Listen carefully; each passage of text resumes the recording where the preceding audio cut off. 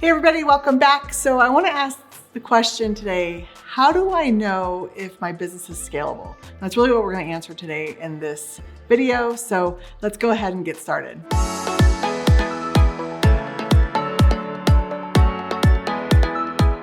Okay, so we all want a business to be scalable, grow fast, have lots of revenue, avoid as many road bumps or speed bumps along the way as possible. Like we all want this dream business, but we're probably finding that there's quite a bit of pain points that we run into, and then we're like, man, I didn't realize this was going to be so tough. So one of the keys to giving yourself a little bit more of a stress-free growth is creating a scalable company. And so let's go ahead and deep dive into how to create a scalable company and what that means to you. Okay, there's a rule out there that you might have heard that talks about multiples of 3 or the power of 10. And what that is the concept that whenever your business triples in revenue or employees or whatever it is, like everything breaks. And they don't just say like one thing breaks. Like if you read up, I can't remember the guy that talked about this rule, but he actually, or that came up with this rule, but he says like everything breaks. So whether it's your payroll or the employees you have, or if you've ever heard like a lot of times when you grow, what happens is your A players become B players, your B players become C player employees. So a lot of times you have to go and hire a whole new set of people to kind of run your company at the top. Because there's a lot of times employees will try to hold back your growth. They do it because they want to be cautious. They're a lot less of a risk taker typically than we are as entrepreneurs. So they just do it to kind of like, hey, we're not ready, or we haven't got this thing figured out yet, we can't grow. And sometimes we hold back a little too much. And as entrepreneurs, we can push a little too much the other way. And so it becomes a really good balance. But regardless, it becomes a point where it's like, hey, we got this out, then we do need to go. And some employees do struggle adapting to that next phase of growth. And so sometimes that's an example of how things can break in your organization, and you're like, crap, now this isn't working. I got to go find somebody else to kind of fulfill this role again. And so one of the things that I am super passionate about that I'm trying to do is say, can I make this rule not be real? Like meaning, okay, when I get from 1 employee to 3 employees, things break, or from 3 to, let's see, if it goes 3 to 10, and then from 10 to 30, and then 30 to 100, and then 100, so I'll tell you the pattern, and then 100 to 300, and then 300 to 1,000. I mean, as you get more and more employees, it probably doesn't break very often, but in those early stages, it really can jolt your company and have to rework everything. And so you might be like, wow, I got lots of freedom in my business and I got it working without me. And then you grow again and you're like, crap, I'm back in the business again and I have to go do these things. And so what I'm trying to do is say, hey, through my team sourcing system, I'm like, can we handle some of those road bumps, or those, I always say road bumps, speed bumps, they're on the road, but speed bumps where, okay, I'm going to go and find those speed bumps ahead of you, and I'm going to go and smooth them out for you so you can just kind of glide over them and not have to get jolted every time you do that. And so that is kind of my mission and my calling to you on how to create a scalable company, is that does happen. It happens over and over again, and we see it happen across companies. So the cool thing about a scalable business is that it can be grown without a dramatic increase in resources. So the first thing you need to do to create the scalable business is really to first order of business is to free yourself from the day-to-day. That's obviously tricky and won't happen overnight, but the sooner you can get yourself out of there, the sooner you can create a scalable company. And then second is to beef up your people, process, and technology even more. And so it doesn't always work in that smooth of an order, but in the day, you always have to think, how can I get myself out of the day-to-day of business? Because you can't grow and scale a company if you're doing it in the thick of it, trying to run it. So get those key people around you and get them to run it and grow the processes and the systems. And the bottom line is, as entrepreneurs, we are not the best people to be running systems. I'm kind of a unique brain where I can actually be what's called an integrator, if you've ever heard that term, where I can go in and build systems and different things. I don't like doing it though. It's definitely not my sweet spot. I'm able to be good at both, but I definitely like being a visionary. So just knowing your sweet spot and where you need to live is super important. Okay, so what are the assets that you need to be able to grow a scalable business? I've kind of touched on this a little bit in other videos, but I haven't really deep dived into some of this. So let's dig into some of these principles. And I was really excited. I recently did, Steve Larson has a course called Internet Launch Secrets. And I was actually just went through it all actually before doing these videos, because I wanted to just get in the right mindset of like, who is my ideal customer? Who are the people that I'm trying to serve? And it was a really great exercise to do that. So, and when I went through it, it was all the gaps that I had on these scalable assets that we need, we're kind of filled with what was in his course. So they're all things that we hear about, but hopefully I could put them in a time frame and in an order that makes sense to you. So the first thing you need to create a scalable company is the foundational piece. So the things like if you're a tree, you need those roots, or if you're a house, you need this foundation in place. Sometimes we skip over that in business because we get stuck in the day-to-day and we want to move so fast. But you need to just take a minute to slow down and say, okay, what is my purpose? So why am I in business? Why do I get up in the morning to do what I'm doing? And think of your purpose as your ultimate value, the thing that drives everything else in your business. And so for me, my purpose is to be true to who I am and to become the best version of myself and inspire others to be true to them. And that is a core that I drive through my entire company. So even though I have an outsourcing company, that is what gets me up in the morning and makes me excited, is the impact that I can make on the people's lives, the employees that work for me, the customers that we serve. That is super important to me. And then, okay, what are the values is kind of the second. So think of a stair step here. We're going to get to where your company's scalable. So the second asset you need is that you need to be able to know what your values are. So what is it that you stand by no matter what? So as the world's hating on you, or they're trying to get you to go a certain way, you can put it against your values and say, does this work for me? So in our organization, we have 4 values, and I'm a big believer in making them actionable with verbs, and never have more than 3 to 5 values. So do the right thing, embrace the uncomfortable, build others up, and get it done. Those are our core values within my organization. I think it's super important to have them for you, and they need to be actionable, or else again, you don't want to make this boring. If this is a chore, we're doing it wrong. So literally, my employees will say this stuff in conversation. Oh, I'm embracing the uncomfortable today.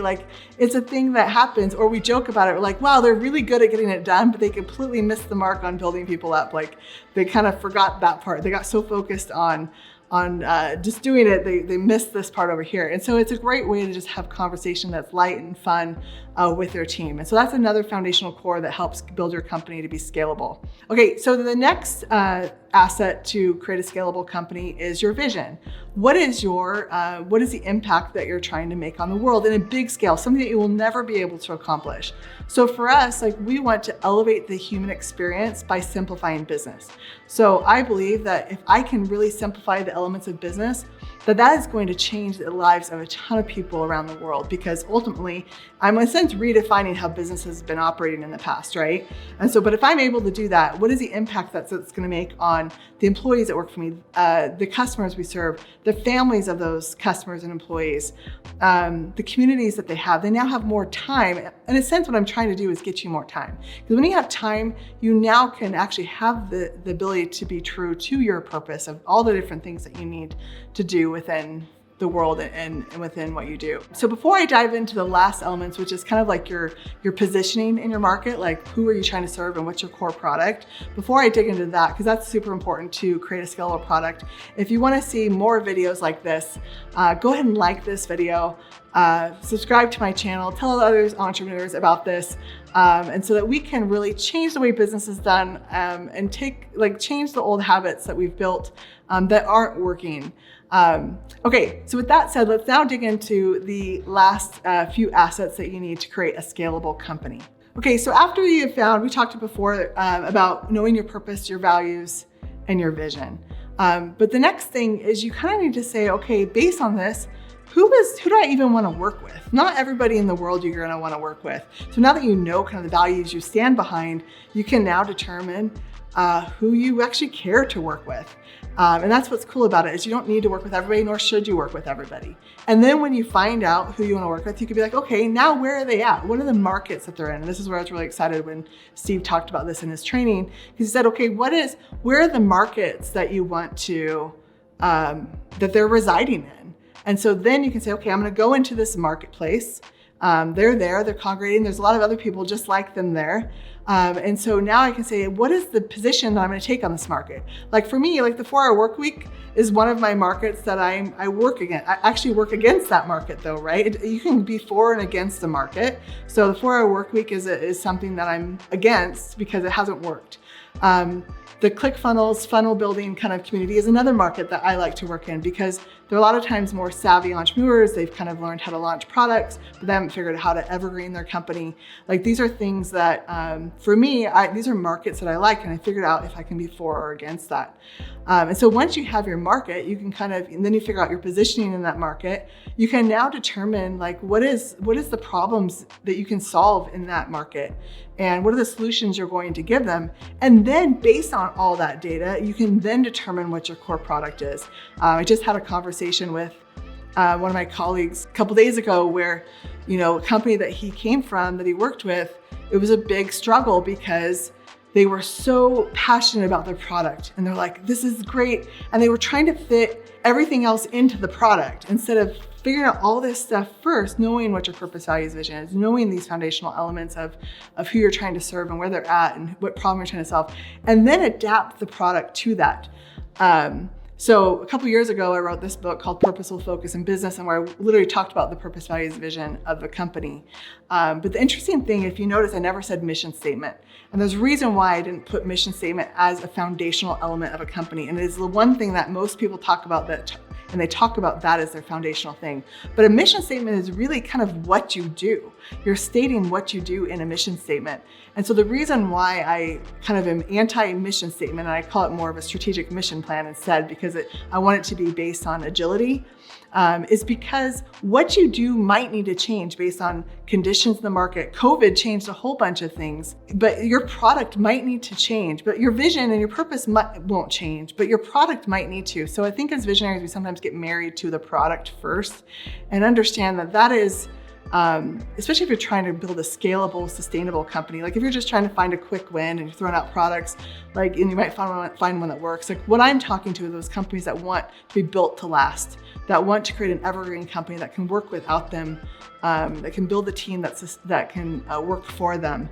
These are all elements that are super important to get their company to be scalable. Okay, so another element that you need to create a scalable company is making sure you have the right people in the right spots and kind of create an org chart for your company. I know that sounds like another mundane, I've heard that 1,000 times. Do it if you don't have one.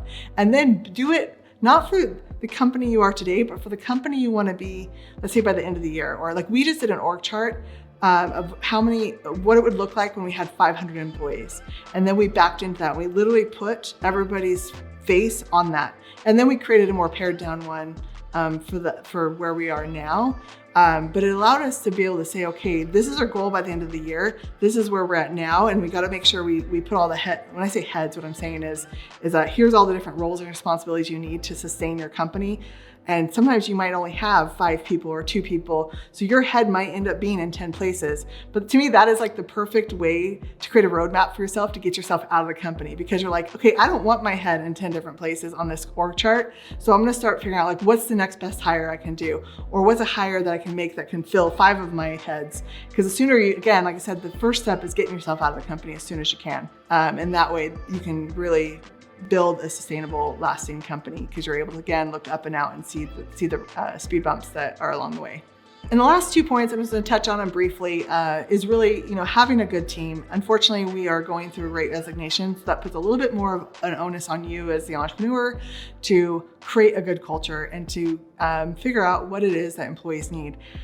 There are great employees out there. There are great employees that want to be behind a company that has great vision and purpose, and employees just want to feel more fulfilled now. We've created this siloed culture where we're all doing our own individual thing, and we went and did freelancing and this. So you might think, well, they just are going to start their own business, so they're going to go be a freelancer. I think we're all kind of tired of doing our own thing. We're at this point now where we want to become collective. We want to bring people together. People want to become part of a bigger vision, a bigger movement. Even visionary people. I have a ton of entrepreneurs that actually work with me that shut down their businesses.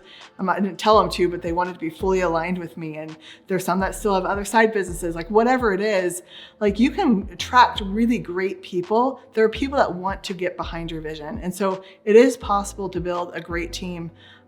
You just have to listen to them and get to know what they need and what they desire, and what success looks like for them coming in to work for your company, because every employee comes in with a different need. So that's kind of one of the points of Scalable.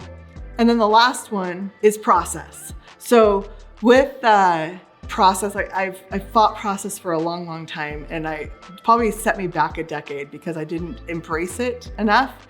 And so now we're like literally my team is scrambling to be like, every time a new service comes in, we build a process for it. And we literally are creating like a shopping cart for services. It's super cool. Where you can literally go into a portal and you can find different services. You click on that service and then it automatically triggers in our project management system all the steps for it and then assigns it to the right people. Like that stuff I love doing. Well, I don't love doing it. I love seeing it happen. And so these are the cool things that is fun with business. When you get the right people, they can take your vision and take it farther than you ever could. Okay, so I've talked a lot about scalability. There's a lot of different elements in there. It's something that I'm passionate about, is how do we give people that stress-free, what I call super growth. So when you're not having to stress about all the different things in business, you have the right people doing the right thing, you can kind of let your guard down for a little bit and not have to try to hold all the balls yourself. And so if you want to dig deeper with me on this, I actually have a free presentation where we take these elements and take them depending on the phase of business you're in. So whether you're in the foundation, the growth, or the momentum phase of business, we go deeper with this and show how you can create a scalable company depending on which phase you're in. So if you're interested in learning more about that, you can actually go and go to stressfreesupergrowth.com. There'll be a free presentation there. You can go ahead and watch it. I'll put the link down in the description as well as the first comment. And I'm looking really forward to seeing you there. All right, talk to you soon. Bye.